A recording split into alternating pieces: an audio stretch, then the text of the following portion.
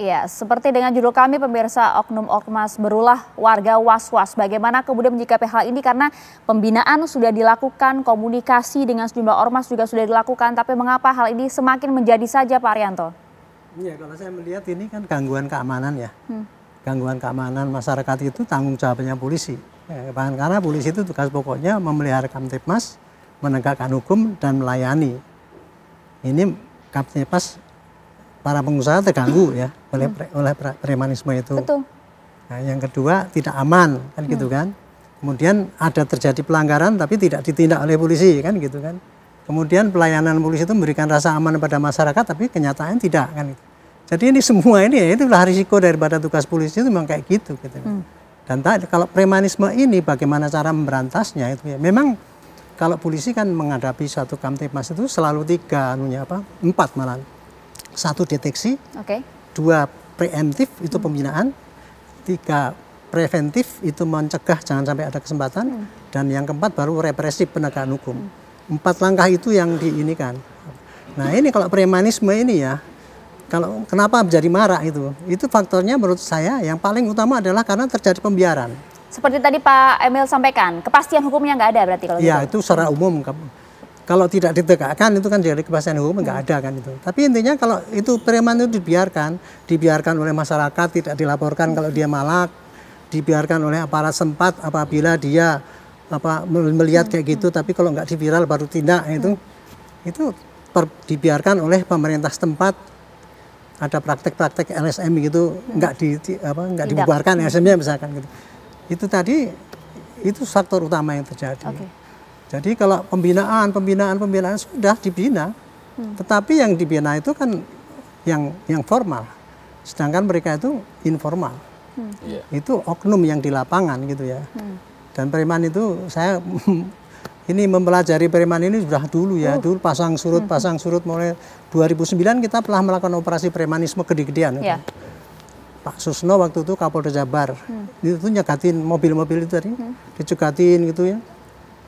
8 miliar dapatnya tuh. Satu hari. Satu hari? Iya. Malak-malak itu. Teman saya dari Temanggung ngirim ke truk ke Jawa Timur itu ketika kita lakukan operasi berarti. Telepon saya, Pak, terima kasih Pak. Saya setiap hari itu paling tidak itu harus menyediakan 5 juta Pak untuk truk pergi ke Jakarta. Ke Surabaya. Temanggung Surabaya. Bukan 1.000-2.000 ini kan, ini angka yang besar, betul. Karena gini, di sini 500, di perempatan sana 500 gitu, itu yang terjadi. Jadi premanisme itu, dan itu terjadi ya hanya apabila itu terjadi pembiaran gitu. Itu dia, pembiaran. Angka yang kemudian dirugikan juga tidak kecil, bahkan juga bukan hanya sekedar meresahkan masyarakat saja, tapi juga kalau kita lihat secara lebih luas, ini bahkan mengganggu investasi. Karena tadi pengusaha kemudian merasa terancam. Apa kemudian suara-suara dari pengusaha Pak Sarman, mereka apa yang kemudian dikeluhkan terkait dengan aksi-aksi premanisme yang masih terjadi hingga saat ini? Ya, jadi ketika investor ingin masuk ke satu negara, tentu yang diharapkan bukan hanya semata-mata kelancaran dan kepastian perizinan, tapi dibutuhkan juga dari sisi kepastian keamanan dan kenyamanan. Kalau dari sisi keamanan tentu sudah ada pihak-pihak aparat yang resmi, ya, yang melindungi para pengusaha-pengusaha. Tapi masalah kenyamanan ini adalah mungkin oknum-oknum di luar daripada aparat yang memanfaatkan mungkin organisasi-organisasinya untuk katakanlah mengharapkan sesuatu dari pelaku usaha dalam hal ini. Nah tentu memang harus kita klaster ya, karena ormas-ormas di Indonesia ini kan cukup banyak sekali, ratusan ribu. Dan banyak juga ormas-ormas yang sangat positif membantu pemerintah.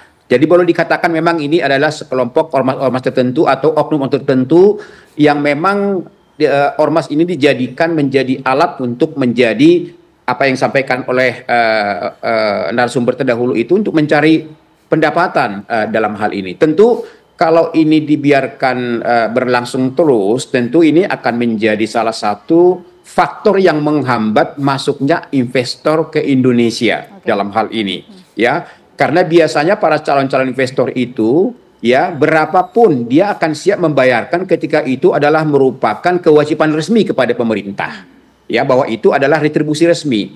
Tapi ketika memang ada katakanlah pengeluaran yang tidak resmi, nah itu kan menjadi extra cost bagi investor. Nah tentu ini sesuatu yang tidak diharapkan oleh para calon investor kita. Nah untuk itu memang ini saatnya momentum yang paling tepat menurut hemat kami. Memang pemerintah sudah harus turun tangan untuk membenahi ini. Ya, jadi artinya bukan hanya sekedar untuk membina dan memberdayakan, tapi memang sudah harus dilakukan pengawasan di tingkat lapangan dalam hal ini.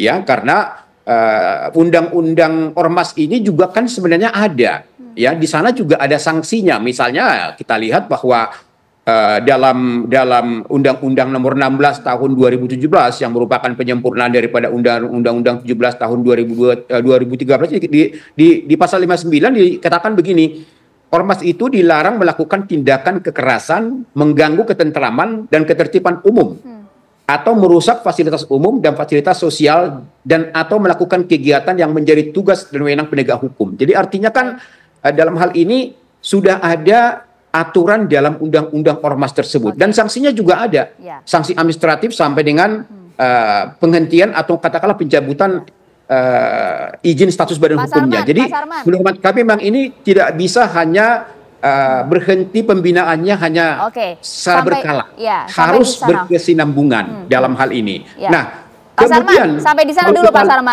Ya, sampai di sana dulu. Memang aturan hukumnya sudah ada, tapi seperti yang Pak Arianto tadi sampaikan bahwa yang penting adalah penindakannya ini tidak hanya cukup dengan pembinaan dan juga kemudian dengan komunikasi. Pak Emil Dardak.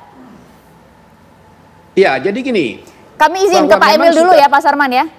Oke, Pak Emil, silakan Pak Emil.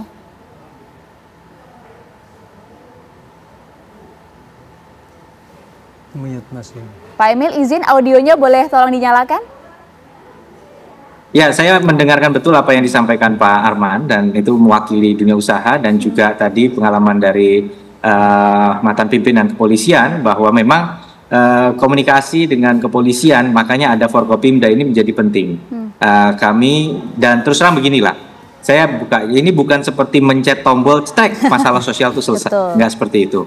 Masalah sosial itu bisa menjadi civil unrest, ya, dan itu kita paham betul.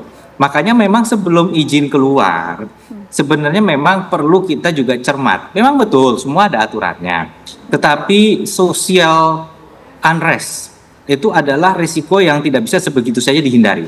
Itulah sebabnya sebenarnya juga ada peraturan dari perindustrian yang mengatakan bahwa memang lokasi paling ideal misalnya untuk melakukan kegiatan industri adalah di dalam kawasan industri. Karena kalau sudah dalam kawasan ini dia relatif lebih confined, ya lebih. Tetapi sekali lagi kata kuncinya kalau pelaku usaha tidak melakukan kesalahan, pemerintah tidak boleh lepas tangan dan harus memberikan upaya maksimal bersama dengan aparat yang berwenang untuk kemudian memberikan kepastian hukum tadi. Jadi nggak boleh main hakim sendiri oleh pihak yang tidak berwenang, termasuk oknum. Nah itu dia, karena terkadang di lapangan begitu yang ditemukan begitu ya Pak Emil ya, memang para pengusaha tidak melakukan kesalahan, tapi ada kemudian oknum-oknum yang tidak bertanggung jawab ini Pak Emil kemudian memanfaatkan untuk kepentingan pribadi, bahkan kemudian nampaknya masyarakat kita yang takut untuk melapor, bahkan tidak sampai di sana saja, tapi nampaknya penindakannya nggak ada karena pemerintah daerahnya dianggap juga takut terhadap ormas. Nah, ini bagaimana nih respon dari Pak Emil Dardak sesaat lagi ya? Nggak ada istilah ditahan takut. dulu ya Pak Emil ya, kami akan jeda terlebih dahulu ya, sesaat lagi